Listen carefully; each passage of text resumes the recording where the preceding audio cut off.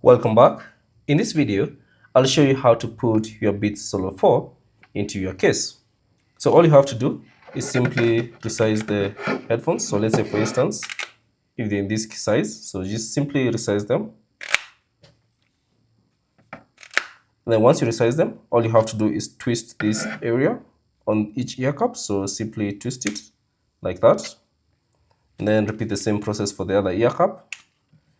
And then you should fold it into that position so it looks like this. Now the next step is simply open your case. Then once you open your case, simply simply place them in, so like this. So place them in,